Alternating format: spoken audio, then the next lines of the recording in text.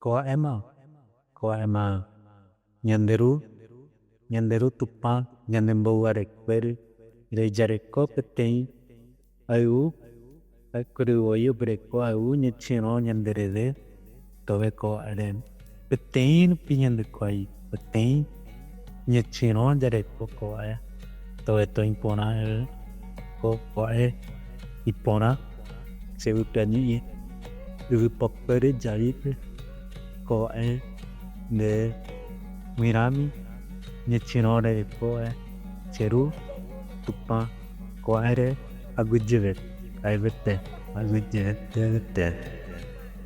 Governo Federal, através do Plano Nacional Aldir Blanc, com financiamento do Procultura RS, apresenta uma produção, outro acontecimento e sem início, sem fim. Ñétiro, Artes Indígenas em Rede, um ciclo de entrevistas em formato podcast em que Brisa Flow e Idiahuri Terena recebem personalidades da arte indígena contemporânea, debatendo sobre o cenário atual das artes dos povos originários e tecem redes de pensamentos e ações coletivas. Começa agora a segunda edição de Ñétiro, Artes Indígenas em Rede. Neste episódio, recebemos a pensadora e multiartista boliviana Elvira Espejo Ayca, que transita entre as poesias, a música e as artes visuais, atuando como uma força crítica contra a estrutura vertical e eurocêntrica da arte e da educação. Elvira compartilha conosco a filosofia da nutrição mútua das artes, la criança mútua de las artes, um conceito enraizado nas línguas aimara e quechua, que substitui o termo acadêmico e extrativista de domesticação. Ela discute como essa filosofia guiou a sua gestão no Museu Nacional de Etnografia e Folclore, na Bolívia, onde promoveu a coautoria das próprias comunidades indígenas nas publicações e catálogos. A artista nos convida a repensar a arte não como beleza superficial, mas como conteúdo de acionar e fazer, que gera conectividade e responsabilidade com o entorno. Começa agora o episódio A Nutrição Mútua das Artes. Mucho gusto, me presento, yo soy Brisa de la Cordillera. Para mí es un gusto charlar con usted hoy, conversar y bueno, voy a llamar Idiahuri para que se presente también. Me llamo Idiahuri, soy del pueblo Terena, es del centro-oeste de Brasil. Estoy conectado desde Alto Río Negro, ahora en Amazonas, en la comunidad de mi compañera, Vaniwa. Es un gran placer, es con mucha alegría que estamos conectados contigo, gran hermana. Hacer esta conexión entre Brasil y Bolivia es un gran placer para nosotros. Es la primera vez que estamos dialogando con una parenta de otro país. Entonces, mucho gusto más una vez. No, un gusto, con mucho gusto vamos a poder conversar, charlar o por lo menos pensar, ¿no? De lo que se está haciendo o hay. Creo que eso es un poco de nuestra tarea de poder conversar, ¿no? Aquí está frío, estoy abrigada a todo dar. ¿De dónde hablas ahora? La Paz, Bolivia. La Paz. Uh-huh. Yo estuve en La Paz ahora que digo, en tiempo cerca, en mayo. Ah, qué lindo. Sí, fui con mi banda, porque soy cantora, fui a cantar en un espacio que se llama Noche de los Museos, en la calle. Ah, sí, Noche de los Museos, ay. Y también canté en otro espacio de público LGBT que se llama Malabar, y fue increíble. La Paz es muy maravillosa. Fui a El Alto también. Ay, qué lindo. Sí, y es muy interesante. Creo que podemos empezar a partir de ahí, como eso de... No, como gustes. Como las montañas, yo creo que tienen las cordilleras, las ancianas, las más viejas, tienen mucha sabiduría ancestral, y creo que el tiempo en los Andes un poco diferente y creo que Bolivia nos enseña mucho con los artistas indígenas, los pensadores, los filósofos, a construir un otro tiempo no tan blanco, una otra forma de pensar arte, valorizando el tear, valorizando la comida, valorizando otras formas de arte que no se separan de la vida, ¿no? Y eso veo en tu trabajo también. Asistí a algunas de entrevistas que usted habló sobre la valorización, la importancia de la valorización de nuestros trabajos y que infelizmente todavía nosotros como indígenas, como movimiento anticolonial y también como movimiento de arte, que a mí creo que no importa mucho los términos de colonial, anticolonial, todo eso son muy académicos, pero esa forma de artesanía que hacemos arte y cómo nosotros tenemos aprendido mucho unos con los otros. Y quería que usted pudiese hablar para quien no conoce a usted, pero que cómo fue ese su camino, porque ahora en Brasil ya fui a Inhotim y vi sus fotografías también en Minas Gerais, que también son las montañas, que también es una tierra que está pasando por un gran extractivismo a muchos años por las mineradoras. Y eso fue muy importante ver su trabajo allá. Y creo que su trabajo camina por toda Abya Yala con esa filosofía ancestral de artesanía y valoración de los pueblos indígenas, ¿no? Sí, así es en realidad. No sé por dónde comenzar. El tema de la revalorización desde las propias comunidades siempre es un complejo, ¿no? El complejo está centrada justamente en este tema que es entre comillas la verticalidad del arte, ¿no? La estructura del arte. Y creo que la estructura del arte, así como se ha podido jerarquizar, digamos, se trabaja bajo las lógicas como decir, bajo las lógicas más como de clases sociales, ¿no? Y este tema de la clase social, pues, por supuesto que a las comunidades indígenas lo han ninguneado, ¿no? Ningunear, rechazar, no apreciar, ¿no? Siempre nos vieron como algo inferior que ellos, algo que no somos a la par de ellos. Entonces, en ese sentido, creo que ha sido muy interesante repensarnos porque la estructura del arte, cómo se ha construido, digamos, desde esa clase social, vertical, eurocéntrico, finalmente egocéntrico, ¿no? Porque el arte cae en una sola persona, ¿no? Es yo, el artista o el artista. Cuando en las comunidades indígenas es muy distinto, digamos, y creo que ha sido muy importante para las comunidades indígenas, en especial para nosotras, que nosotros trabajamos en tema de textil con más de 900 tejedoras, ¿no? Y lo que se hizo es un análisis académico de los trabajos académicos en este caso de ciencias sociales en el textil, ¿no? Lo que lo que se dice a través de la especialidad de la antropología, sociología, lingüística o teorías que se abordan como historia del arte, ¿no?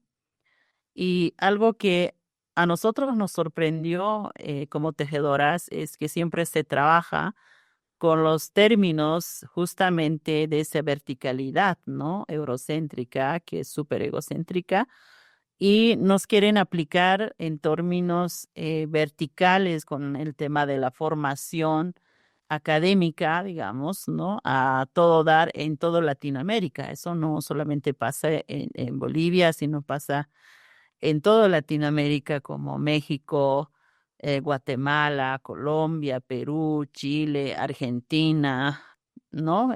Bolivia, Brasil, ¿no? Es como que se construyó esa estructura y esa estructura se lleva en todas las universidades, ¿no?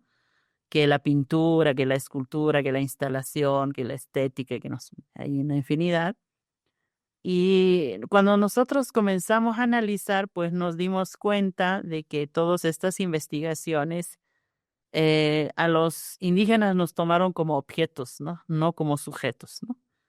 Objetos de estudio que todo el tiempo ha sido ninguneada. Y pasó con el tema del arte, de la construcción del textil, ¿no? Y eso no nos gustó a nosotros porque hemos dicho, pues ahora sí nos toca un poco trabajar nuestra propia voz. Y ahí es donde nace bueno, son varios libros acerca de la temática del textil, no es solo una, son muchas publicaciones, pero este último ha sido una crítica de autorreflexión, digamos, desde la propia comunidad, que es la crianza mutua de las artes, ¿no? Que esto ya le da así muy fuerte porque se estructuran bajo los términos acá, así como decir estructurales de los términos lingüísticos, ¿no? Que muy poca gente lo trabaja bajo la terminología lingüística. Es cierto que no es que no hay profesionales indígenas, hay muchos profesionales indígenas, pero ¿qué pasó con estos profesionales indígenas? Siempre se han sujetado bajo esa estructura de la verticalidad de la formación, ¿no? Y cuando está sujeto bajo esa estructura de la verticalidad, cuando se habla del dominio estructural, pues hay este problema y este complejo porque otra vez está trasladando la estructura, digamos, de los pensamientos griegos y latinos, ¿no? Y como hablamos del griego y latín, digamos, trasladarlo a los territorios indígenas es matar la filosofía, el contenido del trabajo, ¿no? Local de las propias comunidades indígenas, ¿no? Entonces, creo que ha sido muy importante esta reflexión que como tejedoras o tejedores hemos podido incidir, ¿no? Hemos podido incidir y hemos podido decir en términos de sistematización estructural de cómo se piensa en la lengua aymara o quechua, porque el aymara y el quechua no solamente está en Bolivia, está en norte de Argentina, norte de Chile, Bolivia, Perú, Ecuador y llega hasta la Sierra de Colombia, ¿no? Entonces esta conectividad pues hace una memoria bien grande de cómo las comunidades indígenas piensan. Lo mismo pasa en la Amazonía, ¿no? Ahí tenemos el Acre está entre Bolivia y Brasil y comparten este territorio. Lo mismo con las comunidades Yaminagua, ¿no? Yaminagua siempre migra, digamos, toda la Amazonía, habita entre Bolivia, Brasil y Perú, ¿no? Entonces, todo eso nos hace una autorreflexión de las conectividades, de cómo se comprende, digamos, en la estructura y cómo se entiende, digamos, desde la propia comunidad. Y esa autorreflexión de ser crítico frente a lo que ha sucedido en las estructuras, digamos, al tema con un tema de imponer la universalidad y querer matar otras formas de pensar, ¿no? Entonces, creo que ha sido bien, bien importante tener nuestra propia voz y eso es lo que nosotras hacemos, ¿no? Y esos son los caminos que se han abierto y bueno, seguimos trabajando porque nosotros abrimos, son como semillas que se las planta. Y bueno, toda América Latina tiene que trabajar, todas las comunidades indígenas tienen que trabajar para poder fortalecer y decir nuestra propia voz, incluso como quisiéramos la educación que sea en estos tiempos tan complejos en el tema del extractivismo, que solamente se piensa, digamos, en discursos, pero qué tan coherente también somos con nuestro discurso, ¿no? No solamente que quede en el discurso, sino la coherencia en sí, porque hay muchos ahora indígenas urbanos, consumistas, digamos, de todo lo externo y hablan a nombre de los indígenas y tampoco así, ¿no? Es que tenemos que ya pensar realmente desde dónde estás hablando, ¿no? No podemos ser simplemente conversadores, entre comillas, y creo que son trabajos que hay que llevar.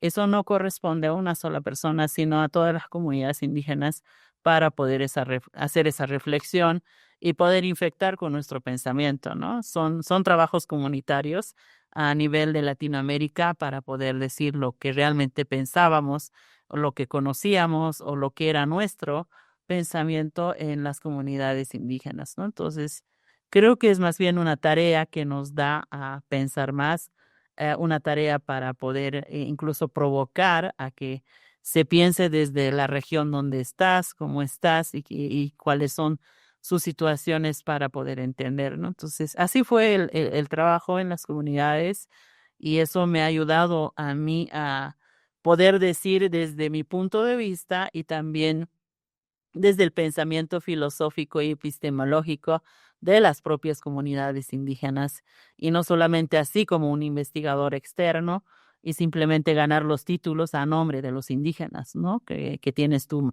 licenciatura, tu maestría, que tienes tu doctorado y el pobre indígena simplemente un informante, ni siquiera agradecido, ni siquiera somos coautores.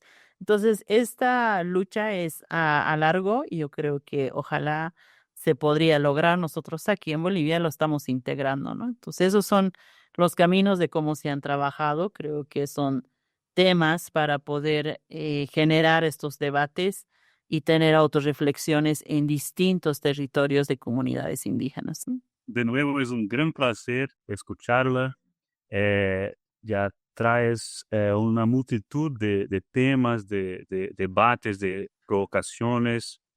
Eh, como una multiartista, una pensadora, poetisa, musicista, tejedora. Hay mucho dentro de sus palabras, de su discurso, pero pensé en este punto que he hablado, que es de dónde estamos hablando, desde dónde. Entonces, pensé que estamos abriendo esta conversación desde Brasil, desde Pindorama, desde ese punto de Abya Yala. Nuestra diversidad indígena en Brasil es una diversidad distinta de la diversidad indígena de Bolivia por causa de los pueblos indígenas que resisten hoy en nuestros países, por causa de los Andes, que son una otra historia que Brasil no hace parte. Con todo esto, tenemos nuestras conexiones históricas. Entonces, es un gran placer abrir esa conversación podendo realizar esta integração latino-americana de Abya Yala.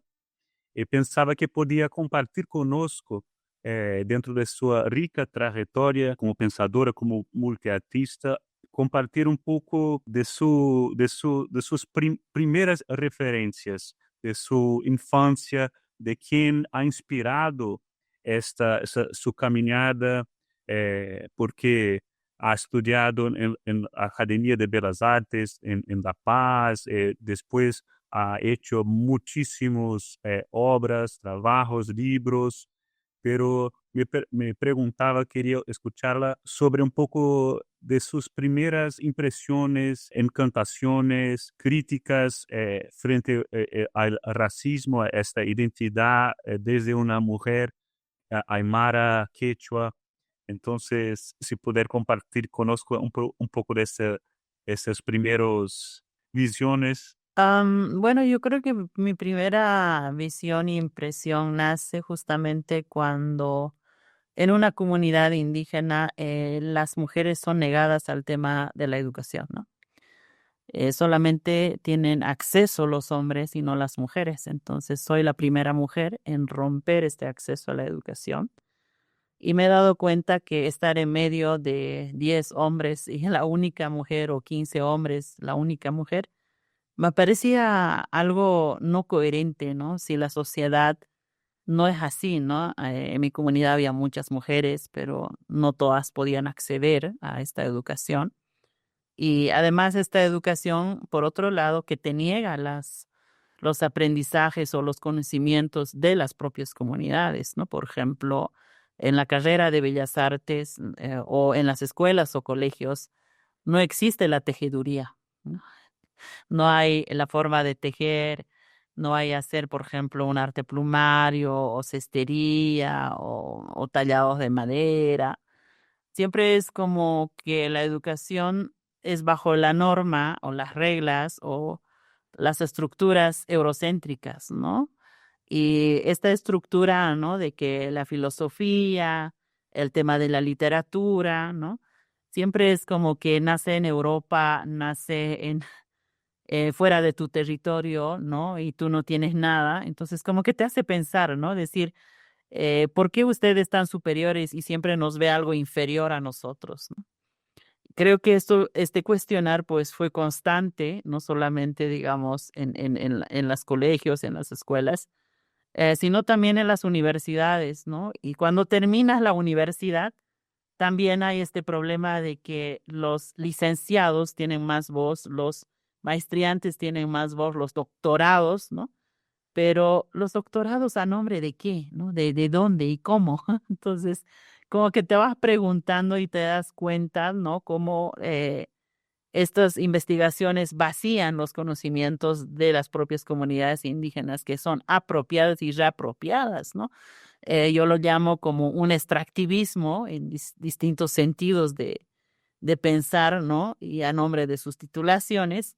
Y realmente pensar desde ese punto de vista, pues es muy distinto, ¿no? Porque te hicieron estos complejos, ¿no? Que te hace más fuerte, que te ayuda a repensar porque no eres lo mismo, digamos, como los otros, ¿no? O tampoco pasas por un privilegio donde todos tienen un privilegio de una cierta clase social, de tener un acceso a la educación, mientras que en las comunidades, pues no sucede eso, ¿no? Muchas veces venir a un área urbano donde no eres vulnerable, no estás, por ejemplo, con una infraestructura, no tienes familia, no tienes un espacio y de repente vives en un cuarto donde es todo, ¿no? Y es muy distinta. Entonces, creo que los complejos siempre van a estar, pero lo ideal es que no entremos detalladamente a estos complejos porque son dolores, ¿no? Que se cultivan porque siempre te ningunean, siempre no eres igual que los demás, ¿no? Y es muy complejo, pero lo interesante es que te ayuda a pensar, ¿no? Un poco a autorreflexionar cuando comprendes realmente qué es el pensamiento vertical, ¿no? Y desde dónde procede, digamos, ¿no? Un poco mirando las raíces. Entonces, creo que eso me ayuda mucho a poder tener muchas impresiones de comprender, ¿no? La diversidad de los pensamientos. Elvira, yo pienso también cuando hablas de la lengua, algo muy importante, ¿no? Porque de la misma forma nosotros tuvimos años importantes en la Via Yala para la valorización de las lenguas indígenas, pero en la práctica eso se torna muy difícil en la educación y pienso que en la arte uno consigue llegar más cerca de la juventud, de los niños, para que eso se pueda continuar. Y acá en Brasil, en São Paulo, de donde yo estoy viviendo, ahora estoy en Brasilia, porque mañana tenemos acá la abertura de la Radio de los Pueblos, sería así en español, y sería una radio nacional para intentar unir más los pueblos de acá de Brasil. Pero yo estoy viviendo cerca ali en São Paulo, y São Paulo tiene una población de andinos, de aymaras y quichuas muy grandes porque también hacen parte de esa lengua que también existe en una ciudad tan violenta de concreto como São Paulo. Y aquí en Brasil, si uno camina en la calle de Coimbra, o también en Cantuta. Es muy lindo ver que las mujeres, como usted dijo, preservan esa lengua, ¿no? Entonces, las artesanas, las más viejas, las que hacen las empanadas, muchas veces están hablando en aymara. Entonces, ellos salen de su país, pero intentan continuar con su lengua, que la lengua es la cultura, ¿no? Y al mismo tiempo también salir para estudiar es algo muy violento muchas veces para los pueblos indígenas. Entonces quería saber su experiencia de salir de su comunidad para estudiar en La Paz. ¿Cómo fue? ¿Usted pasó algunas discriminaciones y después fue una lideranza de una institución que es el Museo Nacional de Etnografía y Folclore? Entonces, estuvo en esas partes de la educación de la institución desde la educación y después como una lideranza de un museo. Y a mí me encanta eso porque eres una mujer, entonces es una gran inspiración para mí y para muchas mujeres indígenas también de acá. Gracias. Sí, es bien complejo, ¿no? Cuando hablamos de una comunidad indígena, bueno, yo vengo del sur de Oruro, que es Cacachaca. Cacachaca está en el sur de Oruro. Y bueno, algo que en la historia ahora estoy comprendiendo mejor, pero antes no se conocía, solamente era como parte de Oruro, ¿no? Y muy interesantemente llevábamos la misma vestimenta de Potosí, ¿no? Entonces la gran pregunta es ¿por qué nosotros somos iguales que a los demás? En la plena república, pues esto se dividió, ¿no? La nación Caracara-Charcas era un solo territorio donde se fragmentó en 4 pedazos. Una parte está en Cochabamba, otra parte está en Potosí, una parte está en Oruro y otra parte está en Sucre, ¿no? Y como se ha fragmentado, estas comunidades siguen vistiendo y hablando la lengua de ese territorio, ¿no? A pesar de que lo fragmentó, ¿no? Entonces, como no conozco esta historia y como viene la historia más eurocéntrica en formación académica, en este caso en las colegios y escuelas, te cortan esta información, ¿no? Y creo que esto es la crueldad más dura que uno vive porque cuando nosotros, como mujeres de la comunidad indígena, pues nosotros tenemos un sistema de educación comunitaria en las comunidades, ¿no? Y este sistema de educación comunitaria pues te entrena en varias especialidades, ¿no? Especialidades que son ninguneadas en este caso en las propias comunidades por el tema de la educación vertical, ¿no? Como por ejemplo la crianza mutua de los animales, ¿no? En este caso del camélido, ¿no?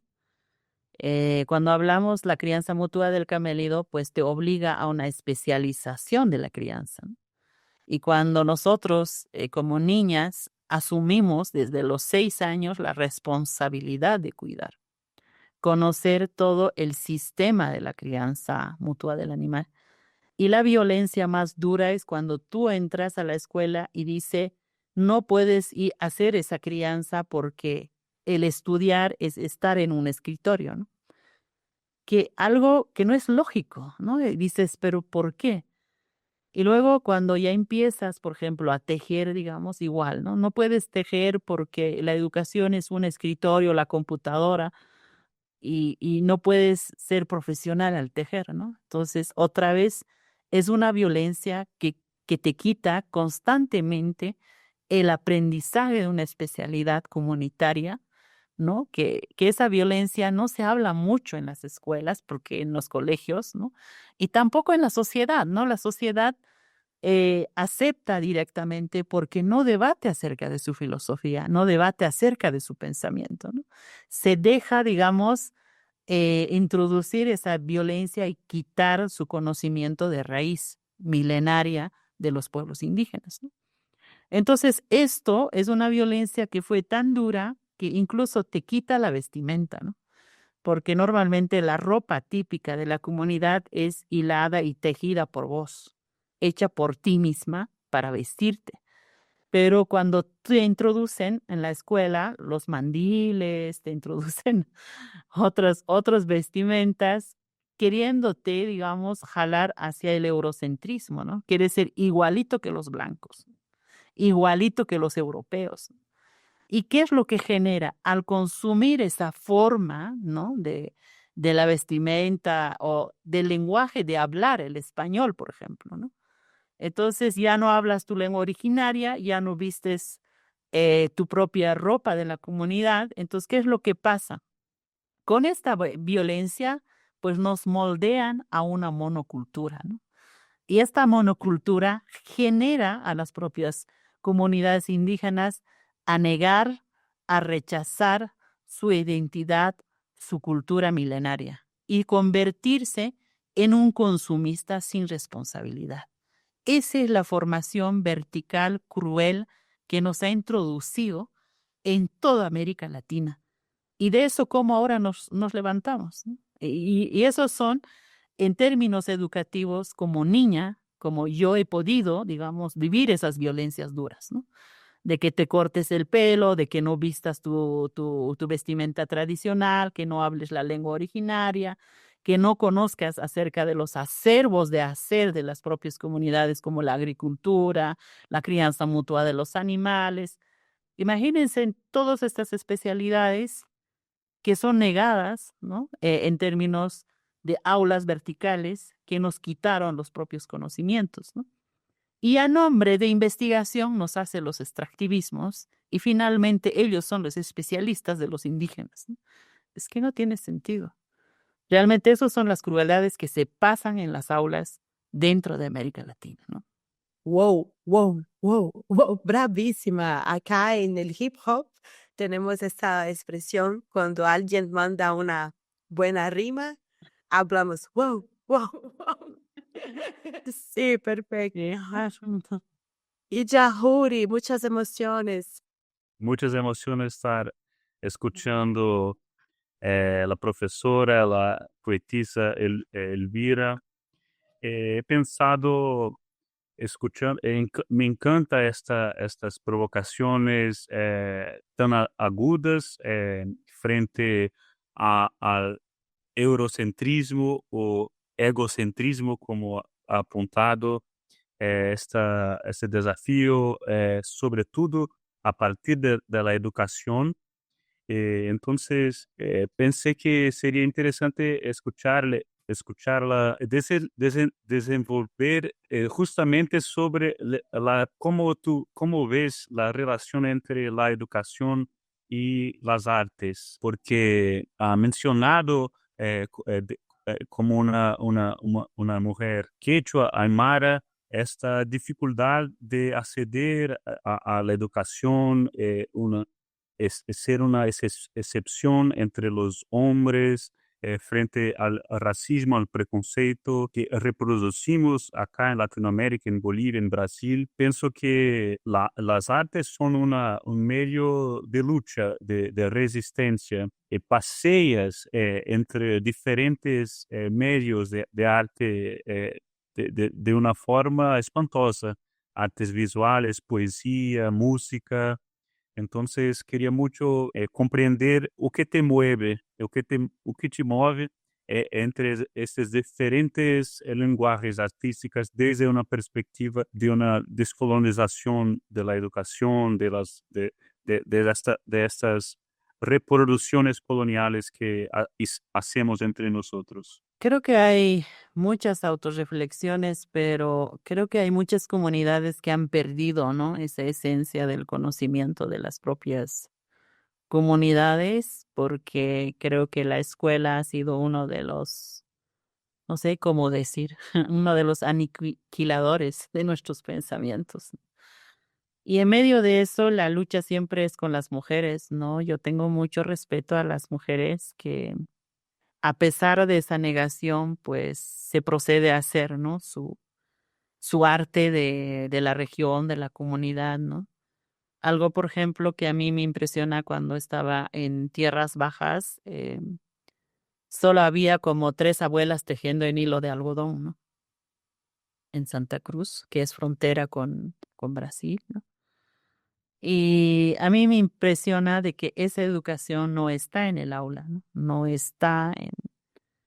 Y es triste que la nueva generación no tiene ni idea de ese conocimiento. Pero cuando se habla, digamos, de este conocimiento, siempre es un antropólogo o un arqueólogo que va a describir, ¿no? Entonces, otra vez caemos en esa trampa de que siempre es una persona externa del lugar que tiene que justificar el trabajo, ¿no? Creo que en realidad este tema de poder trabajar internamente en esta autorreflexión tiene que ver mucho cómo incidir al tema educativo, ¿no? Si nosotros incidimos al tema educativo de que la diversidad de las artes en las comunidades existen, creo que nos toca un poco profundizar, ¿no? Y creo que no lo hemos hecho y no lo incidimos de frente. Y hay mucho que hablar, ¿no? Por ejemplo, si estamos hablando el arte de las semillas, por ejemplo, para mí no es una artesanía, es un arte, porque tienes que conocer una semilla así, es dura como para poder soportar, digamos, hacer un agujero, ¿no? Para poder pasar el hilo. Y eso solo sabe el que ha visto crecer, ¿no? Ellos saben cómo recolectar, de qué planta, tal. Entonces, todo ese sistema de conocimiento del arte, pues el arte no se reduce en una belleza superficial, ¿no? Que en muchos casos el espectáculo de la arte contemporáneo y moderno, pues se basa en la estética de la belleza superficial que va a una galería, ¿no? Pero en realidad, cuando se habla en las comunidades indígenas, la estética no solamente es el que juzga, sino todo el contenido de accionar, no de hacer.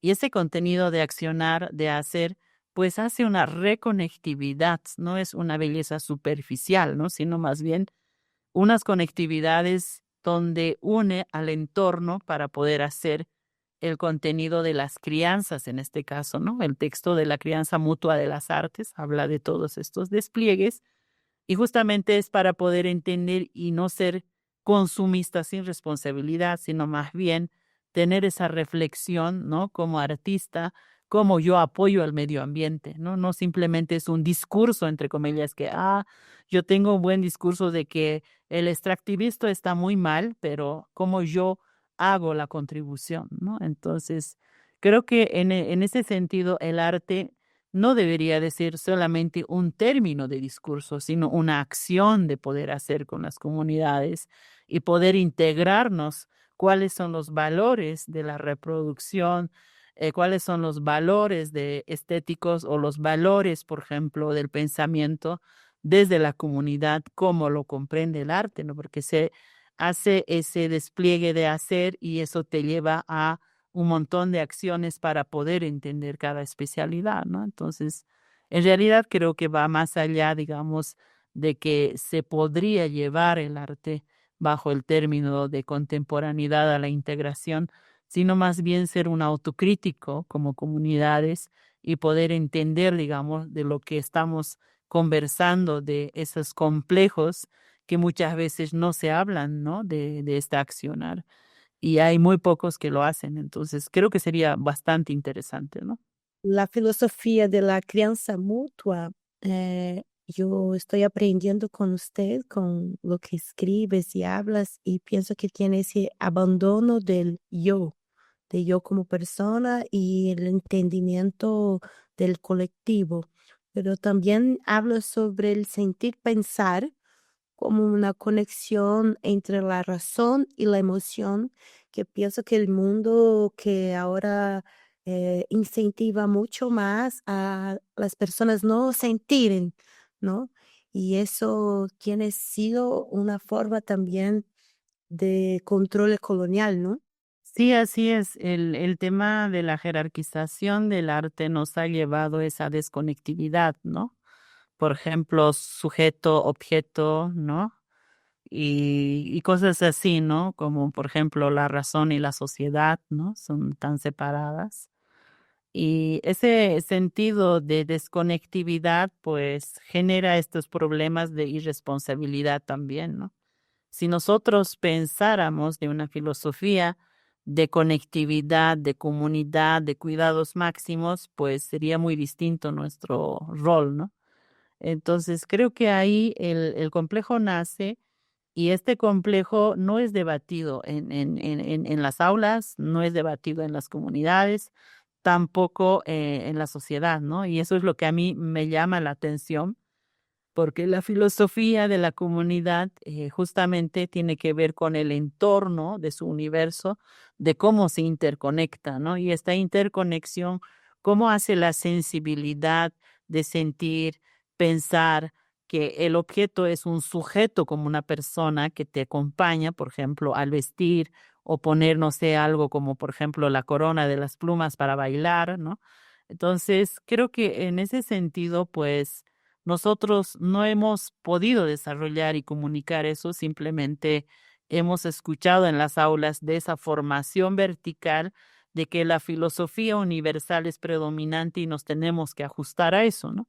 Y eso es ahora que se ve esa complejidad de que nos lleva, digamos, a ese pensar de una sola forma y esa sola forma pues no cabe en nuestros territorios, que no es lo mismo como ellos pensaron, porque también hay que entender el escritor, entre comillas, el intelectual, entre comillas, de ese pensamiento de la filosofía del arte, estaba en un escritorio. Él no era un pintor, él no era un tejedor, él no era un ceramista, entonces no funcionó su estructura, porque él no habla de la tactilaridad, de la sensibilidad visual, tactilar, sensorial, corporal. Él no tiene esa esencia. Y por esa razón hay estos vacíos. Entonces, por esa razón yo soy crítico frente a estas estructuras que no funcionan. Una otra oposición que creo que es interesante discutir es también estas artes que mencionas, el tejido, la vestimenta, estas artes indígenas que están integradas con la comunidad son diferentes do que un poco diferentes, hay una diferencia entre el interés que muchos museos tienen de traer para sus galerías, sus exposiciones. Es un debate acá en Brasil que está sob ese nombre de arte indígena contemporánea, creada justamente por Jair Dresbel, nuestro hermano encantado, eh, que pensaba ese término como una armadilla porque lo interesaba poner la provocación sobre la actualidad, la potencia de las artes indígenas. Pero algunos años después, curadores, artistas, pensamos que tal vez no sea la mejor, el mejor nombre, arte indígena contemporánea, porque esto que es llamado de artesanía, los artesanatos, estos no son contemporáneos. Esto que los museos etnográficos clasifican como piezas etnográficas y no como obras de arte, no son también arte. Quería escucharla desde su gran experiencia de tránsito acá en Latinoamérica y también en Europa con su trabajo de crítica, de curaduría, porque no tengo certeza si el debate, las comprensiones son las mismas acá en Brasil y desde Bolivia, desde su experiencia. Yo no tengo muchas respuestas porque yo sé que hay muchas especialidades para debatir esto, ¿no? Lo interesante es que siempre va a haber esa variación, ¿no? De estilos, de formas de pensar. Hay mucha gente que lo va a manejar por temas cronológicos, como arqueológico, histórico y etnográfico, ¿no? Eso es una lógica que viene desde una cierta especialidad, ¿no? Ahora, por otro lado, pues tiene que ver con el tema del arte también, que maneja una cronología, como decir estilo clásico, estilo neoclásico, estilo barroco, estilo rococó, estilo contemporáneo, estilo moderno, ¿no? Todo eso es un sistema de despliegues cronológicas, ¿no? Que generan cierto estilo, cierta identidad, que se colapsa a cierto momento, cierta época, ¿no? Pero cuando trabajamos en las propias comunidades, por supuesto que también esta tiene su propia dinámica, ¿no? Por esa razón, mi exigencia del pensar es que no simplemente aglutine una palabra a todo, ¿no? Sino más bien que la diversidad de las epistemologías y filosofías se podría centrar en las lenguas originarias, ¿no? No creo que sea lo mismo en tierras bajas, por ejemplo, como estamos a 30 grados, digamos, ¿no? Puede ser en Santa Cruz o Sao Paulo, no sé, Río de Janeiro. No es lo mismo en el altiplano cuando nosotros en verano estamos máximo a 10, 12 grados, ¿no? Y luego en invierno es bajo cero. Entonces ahí la filosofía cambia un poco bajo su entorno, pues el tema del arte también tiene su sistema de funcionalidad que será distinta, ¿no? Entonces creo que no podríamos unificar para todos como una sola voz, pero sí la diversidad a través de las lenguas originales, como en Aymara salió muy bien y Ana Cuihuaña, la crianza mutua de las artes, genera y provoca, porque viene desde esta filosofía de conectividad, ¿no? Y ahora puede haber muchas formas de conectividad. Eso no es una sola voz de que todo el mundo debería de tener eso, sino cómo las otras propias comunidades indígenas pueden desarrollar estos puentes de conectividad. Hermoso, hermoso pensar también que creo que eso va de encuentro con lo que hablas sobre de dónde hablas, ¿no? De dónde está hablando, porque los pueblos indígenas son muy diversos e infelizmente el arte tiene como un vicio de colocar todo como una cosa solo.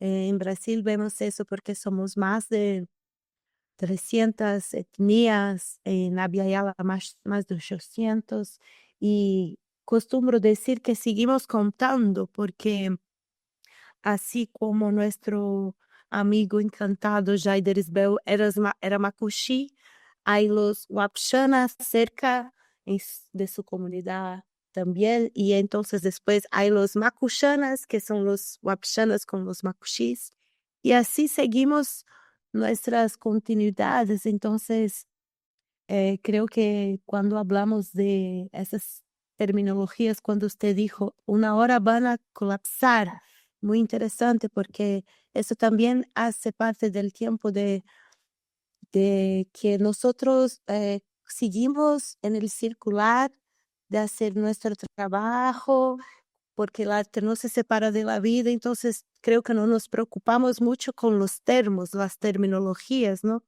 De qué hacemos. Y pienso que eso debe tener sido un gran desafío para ustedes cuando trabajó en el museo, porque el museo es una institución, ¿no? Entonces, creo que para mí sería muy interesante para nosotros escucharla sobre eso, porque estamos siempre hablando sobre nuestros trabajos y muchos otros artistas indígenas también hablando con instituciones de cómo va a presentar sus trabajos. Nosotros en este podcast entrevistamos otros artistas, hablamos con otras personas. Yo estuve con Olinda Tupinambá también, que es performer, y habló mucho sobre eso, sobre cómo es dialogar y al mismo tiempo tiene que trabajar, tiene que, quiere ser un ser creativo, pero tiene esa negociación por la libertad artística, ¿no? Y aquí vemos que eh, fue un gran desafío su pilar de su trabajo, la descolonización de saberes dentro de MUSEF. Y si quieres hablar más sobre toda su experiencia, algo que pueda quedar como una semilla para los artistas indígenas que te escuchan ahora. Sí, el tema de la descolonización tiene que ver justamente a una reflexión de la epistemología y la filosofía que, bueno, que se ve desde ese sentir y pensar de las comunidades, ¿no? A través de la lengua originaria, ¿no?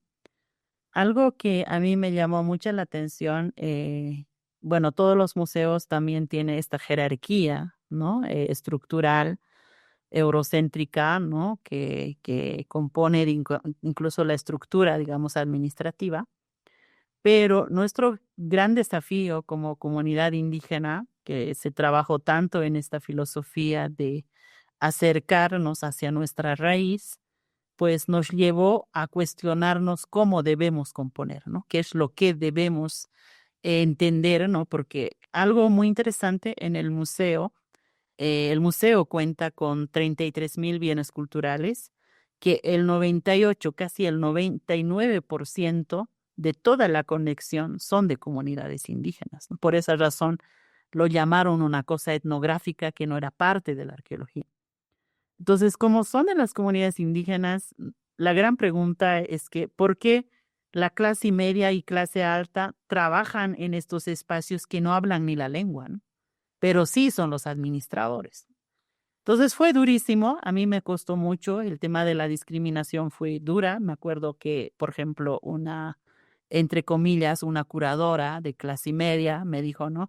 Tú eres un pachamamón indio, ¿no? Como decir, tú eres la que no sabes, ni piensas, ni sabes, no sabes nada, ¿no? Entonces, a mí me llamó la atención porque, claro, ellos justifican con su título de 5 años de estudio, de licenciatura, otros 5 años de estudio, de doctorado, con los 10 o 15 años de estudio, ellos son especialistas en todos nuestros bienes culturales. Pero cuando hablamos desde la estructura lingüística del pensamiento epistemológico y filosófico, los conceptos no son los mismos cuando se usan los términos, en este caso, como por ejemplo del griego, del latín, acuñados en el eurocentrismo y importados a nuestros territorios, ¿no? Con una estructura de clase social media, ¿no? Y las comunidades indígenas escuchando por el tema de la educación. Entonces, ahí me di cuenta los problemas más serios donde abundaba y lo que hicimos es un poco, por ejemplo, cuando nosotros nos acercamos a los bienes culturales, lo que hemos hecho es no vamos a estudiar la estética de la belleza superficial, lo que vamos a estudiar es la ciencia y la tecnología de las propias comunidades, cómo hace a una obra de arte, que son los bienes culturales, ¿no? Y eso hace un despliegue de que tienes que conocer cuántas materias primas se ha usado, cómo eso se ha transformado y eso cómo actúa en la sociedad, en la vida social, ¿no? ¿Cuál es su rol del cumplimiento?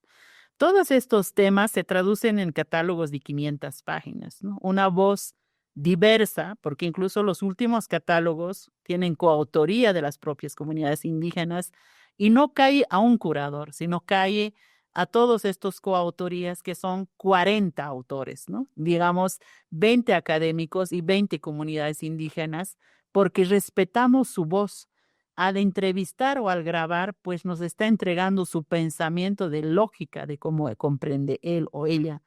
Entonces, esto nos ha hecho girar en un término más cercano de entender estos conceptos. Entonces, el concepto, cuando ya hablamos de la decolonialidad, justamente la crianza mutua se abre en varias lógicas. Por ejemplo, hemos hecho un catálogo sobre la crianza mutua de la alimentación.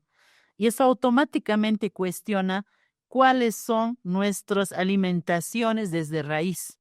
Y eso a mí me impresiona, como por ejemplo la yuca, ¿no? Que ustedes dicen mandioca, ¿no? A veces pensamos que es una variedad, pero hay más de 20 variedades. Si uno piensa, esto no nació en un laboratorio de una universidad, esto nació en nuestras propias comunidades indígenas.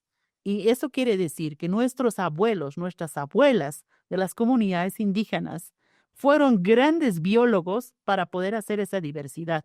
Y eso es lo que no reconoce la parte académica. Entonces, para nosotros entrar en ese debate y poder decir sobre la crianza mutua de la alimentación, por supuesto que hace un cambio de paradigma. Ya no es lo mismo como, entre comillas, ¿no? En este caso, por ejemplo, cuando hablamos de los términos académicos, los académicos utilizan este término que es la domesticación. Y la domesticación está en todas las especialidades. El hombre domestica los animales y las plantas y por lo tanto es superior. Pero ese es un pensamiento súper eurocéntrico y egocéntrico. Las comunidades indígenas no pensamos así. Pensamos de la crianza mutua. Y la crianza mutua está en varias lenguas. En Aymara, por ejemplo, se dice uiwaña. En quechua se dice uiway. Y en guaraní se dice ñandereco. Los tres coinciden en la crianza mutua. Cuidados máximos de los animales y las plantas para poder tener una mejor alimentación y convivir de la mejor manera con estas vidas. Eso genera una filosofía de un cambio de paradigma desde América Latina de la Via Yala para el mundo y decir no somos igual como ustedes piensan en el extractivismo y la superioridad de que el ser humano es superior. En este caso, el ser humano no es superior. Somos hormigas de la tierra, que dañamos la tierra. Somos más bien unos bichos. Entonces, me parece esa filosofía completamente distinta. Y eso es lo que se trabajó con las comunidades indígenas, tanto en área de investigación, en términos museológicos, en términos museográficos, ¿no? y ser curadores coautores, ¿no? Entonces eso implica muchas cabezas, implica muchas charlas, implica muchos debates y eso es lo que nosotros generamos, ¿no? Y a mí me encanta porque yo, por ejemplo, hablo las dos lenguas indígenas, hablo la lengua indígena aymara, hablo la lengua indígena quechua, escribo las dos lenguas y también escribo en español. Entonces me da la facilidad de cuestionar, comprender, debatir voz a voz con mi pueblo, con mi comunidad, con las comunidades indígenas de todos los Andes, ¿no? Entonces eso enriquece y fortalece a poder acercarnos desde poder entrar de esas terminologías lingüísticas, no solamente en una traducción literal, sino más bien cómo es el concepto del contenido de estas terminologías. Y esos son los cambios, ¿no? Entonces eso es lo que se ha hecho en el museo. Actualmente el museo ya cuenta con más de 50 publicaciones y no solamente publicaciones académicas, ¿no? Está la publicación académica, por ejemplo, un catálogo mayor, un catálogo menor. Los catálogos mayores son de 500 páginas, los catálogos menores son de 250 páginas. Está la memoria de la reunión anual de etnología que cada año se hace. Está el tema educativo. Hay una línea que se llama MUSEF Te Cuenta, que hace todas las narrativas orales de las propias comunidades. Está MUSEF en viñetas, que es justamente un formato cómic juvenil que hace las narrativas contemporáneas de los migrantes, por ejemplo, de las comunidades indígenas. Está las memorias animadas, que es una maravilla. Incluso hay un portugués, me gustaría pasarlos en URL para que vean, porque estas narrativas vienen de las propias comunidades indígenas, ¿no? Cómo nace el maíz, cómo nace la yuca, cómo nace el chuño, ¿no? Así sucesivamente hay varios, ¿no? Temas así. Y luego están, por ejemplo, los documentales, ¿no? Son con las memorias visuales. Está por ejemplo, los coloreando la vida es, por ejemplo, las iconografías de nuestros catálogos, y son de textiles o de cerámicas que están para poder colorear por los niños. Entonces, es realmente muy grande. Yo estoy muy feliz porque poder proponer algo así y no solamente estar sentada en la silla y no hacer nada, porque es lo que ha pasado. Cuando yo he llegado al museo el 2013, el museo había cumplido 50 años. Y en 50 años no tenía ni un catálogo, no tenía un producto educativo, absolutamente nada. Entonces, hoy en día contamos con más de 50 productos. Estoy muy contenta, estoy muy feliz porque realmente logramos como comunidad indígena incidir lo que estamos haciendo con los pueblos y estamos dejando las semillas de nuestras propias comunidades indígenas, ¿no? Para que se pueda fortalecer en las otras comunidades indígenas, ¿no? Es un gran honor, un gran placer escucharla, Elvira. Pienso el gran necesidad de hacer más intercambios entre nosotros, hermanos y hermanas de Abya Yala, de diferentes países. Como dice, nuestras diversidades son diferentes, pero hay una desigualdad también entre nuestras poblaciones. Pensaba sobre eso a partir del fato que hablé ayer con Fernanda Caingangue, que he sido directora del Museo Nacional de Pueblos Indígenas acá en Brasil, que se llamaba antes Museu do Índio, Museo del Indio. Escuchándola, impresionante esas mudanzas que puede hacer desde su posición como directora del MUSEF, Museo Nacional das Culturas do Estado Plurinacional de Bolivia.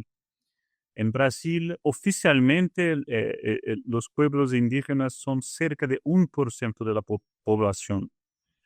Hay discusiones sobre ese reconocimiento de esa identidad, pero es muy distinto de Bolivia, que tiene una población de más de 60% de la población indígena de Bolivia, es mucho mayor que en Brasil. Fico pensando sobre esa potencia, esa necesidad de intercambio entre nuestros pueblos.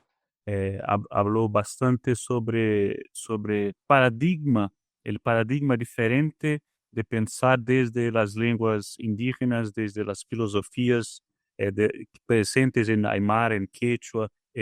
Creo que esto es muy precioso. En Brasil hay hay una gran diversidad lingüística también, pero como mencioné, es una gran diversidad presente en una población muy pequeña. Hay veces que una lengua tiene 100 hablantes, las comunidades de estas lenguas son pequeñas, mismo que la diversidad es enorme. Hay un gran trabajo por hacer de documentación de las narrativas, de la música, a través del cine, en fin. Quería escucharla más un poco sobre cómo las lenguas indígenas pueden ser este vehículo de descolonización del pensamiento a partir do seu trabalho, já mencionou um pouco sobre os paradigmas eurocêntricos que são presentes acá em Latinoamérica, pero é um tema de extrema importância acá em Brasil de continuar desenvolvendo.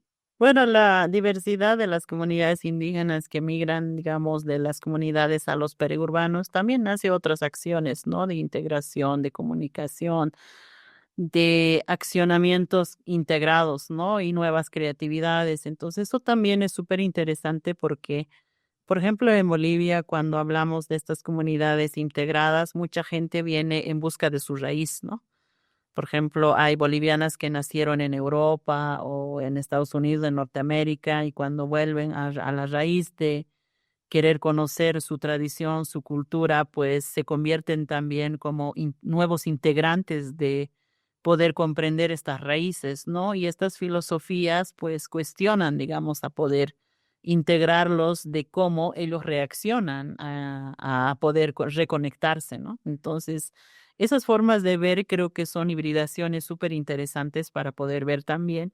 Yo no dudo, digamos, de este trabajo multidisciplinario de todos, ¿no? No solamente de una sola persona, sino de todos los que tenemos estas raíces, bien o mal, tenemos una raíz, ¿no? Cuando uno excava el árbol genealógico de la vida, pues uno se va a dar cuenta cuáles son sus raíces, ¿no? Y esas raíces cómo han migrado a otros lados y cómo se han adjuntado.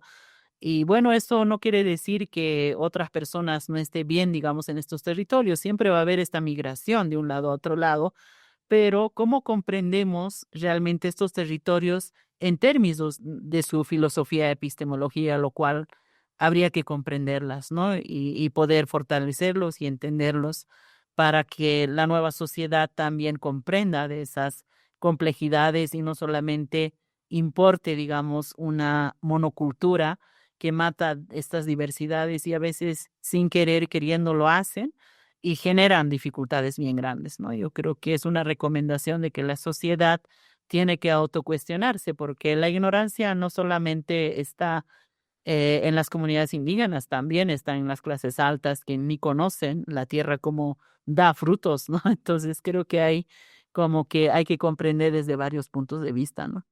Sí, muy importante. Y volvemos a eso de la presencia, que creo que también fue lo que me llamó mucho la atención en sus fotografías en la exposición que ahora está en Inhotim.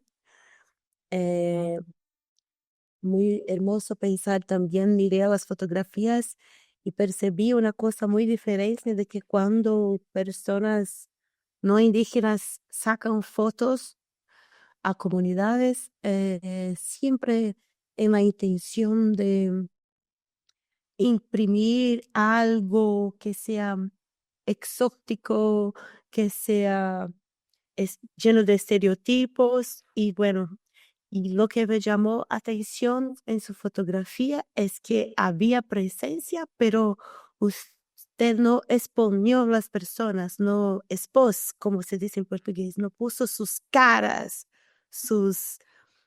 y eso me encontró muy... Fue la primera cosa que cuando, porque era una exposición que está muy bonita, inclusive quienes estuviera escuchando y pueda ir a Indochín, recomiendo a ver esa exposición, que hay muchos otros artistas indígenas allá y sus artes. Y me encantó que usted tiene una mirada muy bonita sobre la presencia para além de lo que se imprime normalmente de personas indígenas, ¿no?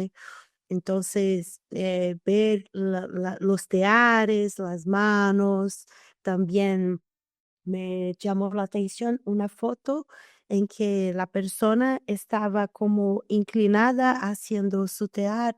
Entonces, eso es algo muy fuerte en su trabajo, de traer la presencia como parte de la vida, en todo eso que hablaste, ¿no? De la vestimenta, los haceres artísticos, como sentir. Y quería conocer más, porque lo que más conozco de usted son sus escritos sobre la crianza. Aquí diríamos, como usted dijo, que los guaraníes hablan Nandereco, que también es algo muy, muy lindo, muy presente acá. Yo tengo más amigos guaraníes que hablan de eso de una forma muy importante, pero no había visto sus fotografías, fue la primera vez que vi. Entonces, quería que usted hablase también un poco de cómo, sí, cómo fue para esas personas, si ellas saben que están en Brasil, en Inhotim ahora, sus fotos de sus trabajos artísticos, y cómo es para usted hacer eso, cuáles son sus cuidados, sus pensamientos, porque un indígena percibe el cuidado que hay en su forma de fotografar. Es como usted dice, ¿no? No creo que haya pensado mucho como el antropólogo, entre comillas, que fotografía el indígena, ¿no? De cómo se sienta, cómo está parado, cómo está bailando, cómo está cantando, cocinando, comiendo. Es como perseguir la acción, ¿no? Y creo que en este caso, no, mi ojo está muy centrado en la memoria de las manos, ¿no? Cómo las manos conversan, cómo las manos hablan, cómo se interconecta con, por ejemplo, cuando están exprimiendo el limón para hacer como el mordiente, digamos, de un tinte, todas las manos están preocupados en hacerlo, ¿no? Y cuando está tejiendo, pues la persona no te mira como un retrato, ¿no? Sino está mirando a su tejido y me gusta mucho, ¿no? Por esa razón yo lo llamé la memoria de las manos, porque cómo las manos accionan con toda esa conectividad, ¿no? De poder, por ejemplo, em, leer las texturas, ¿no? Como por ejemplo, entender a través de las manos, ¿no? Esas texturas que viajan en tu cuerpo, que muchas veces no lo expresamos y no lo mostramos, ¿no? Entonces, está centrado justamente en ese trabajo. No estoy preocupada en retratarlo a las personas, estoy más preocupado como la ciencia y la tecnología actúa en el cuerpo, actúa en las manos, en los pies, ¿no? En los instrumentos, y cómo esos son ninguneadas, no observadas, ignoradas, y solamente observamos lo bonito, ¿no? El tejido es muy lindo, ¿no? Tiene iconografías, pero el proceso del procedimiento del hacer del tejido pasa todas estas acciones que muchas veces nosotros no lo vemos, ¿no? Y como yo, tejedora, pues lo veo todas estas acciones. Entonces es como una educación visual que hace el despliegue del textil de cómo se comprende, ¿no? Muy lindo, muchas gracias, Elvira. Eh, Pensé una proposición, se permite, seleccionamos algunos poemas tuyos. Pensé si podría leer para nosotros un poco de su poesía, podemos comentar un poco. Bueno, eso no está en Aymara, está en quechua. Entonces dice Ticataqui, ¿no? Ticataqui es canto a las flores. Y dice mal wasapi, munaskai luma wasapi. Chuchara, ¿cómo dice? Ichuruy, huchuy no caca, no cactin, intipis pawarin, kunan wiñapuktin, intipis pakaikun. Ya como raíz de malva, mi amado vaga por cerros vacíos. Cuando era niña, el sol subía, ahora que me acerco al fin, el sol baja. Puyo mushan, wayra hamushan, runas hamushan, kuyay hamushan. Parawan, sohrawan hamushan, kanrayku hina hamushan. Las nubes se asoman, el viento sopla, las personas vienen, de pena vienen, con lluvia vienen, con viento viene, por ti así vienen. Feliz de mayo, pucara pampa, noca purimoni, canta mascaspa. Kay chikaymanta, chikaylla purinki, kay karumanta, amas munankichu. Por el río azul, por la pampa de cara, en busca de ti caminaré. Por estas cercanías has de llegar, por esas lejanías no has de querer ir. Ima munaspa kipay purinki, nokata canta mascaspa. Ura imayuntachu risaq, wicha imayuntachu risaq. Mayllapitachus taripallasqayki. Ururu pampa rishaspa, Bolivia mascaspa, Dalia sikasta pallaspa, wajaspa purini. ¿Qué queriendo llegaste por mí detrás y yo en busca de ti? Iré por el río de abajo, iré por el río de arriba. ¿Dónde te encontraré? Caminando por las pampas de Oruro, buscando Bolivia, recogiendo flores de dalia, llorando siempre he caminado. Nihlitaita chinkachikurqani, Orurumanta kunanripushani. Condorcito y altupawa, yuraq chalina wataykusqa, Illimani lumantachus pawashanki, mayllapitaq purishanki. Me estoy yendo de Oruro, perdido mi aguayo. No hay razón para quedarme. El cóndor que vuela por las alturas con su chalina blanca amarrada, pasando por el cerro de Illimani, a donde siempre estará yendo. Kanllachu noqapaq, noqachu kanllapaq, kay hina waqanaypaq. Suwasqayki, pusasqayki, sonko ukhunta pusasqayki. Tú serás para mí, yo seré para ti, para estar siempre juntos, llorando. Te voy a robar, te voy a llevar, para dentro de mi corazón te voy a llevar. Que beleza, gente. Muchas gracias. Muy lindo. Gracias, que tenías el texto. Holograma. Ay, qué hermoso, muy lindo. Ay, gracias. Hablando del Illimani, ese ser tan maravilloso del cóndor y de nuestra busca por el amado que siempre nos escapa como el tiempo. De verdad. Me encantó, muy lindo, especial. Muy bonito. Bueno, gracias por todo. Ha sido muy lindo compartir con ustedes. Y bueno, ojalá que también a los que están escuchando, pues les guste, ¿no? Yo hablo que el portuñol también es nuestra nueva lengua decolonial. Entonces, espero que todos que escucharon puedan acompañar más el trabajo del Elvira Espejo, puedan quebrar las fronteras coloniales.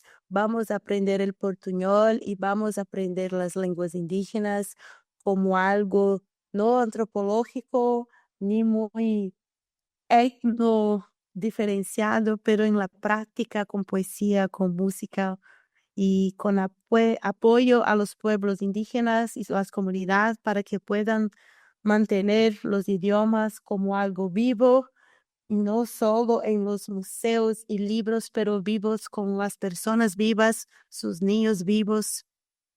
Así nos despedimos con muchas gracias a los encantados que nos permiten seguir en los caminos de Abya Yala, juntando las etnias para seguirnos con los saberes ancestrales como semillas. Gracias, Ijahuri, también, si quieres hablar, mi hermano, un gusto estar con usted en nuestra primera entrevista juntos con esta mujer maravillosa, Elvira Espejo Ayca. Solo tengo a agradecer mi corazón estar con ustedes, mujeres tan inspiradoras en este entardecer. Es una experiencia inesquecible, inolvidable. Hablé en el inicio que este programa sería en portuñol, porque creo que lo importante es que comprendamos nosotros, ustedes que nos escuchan.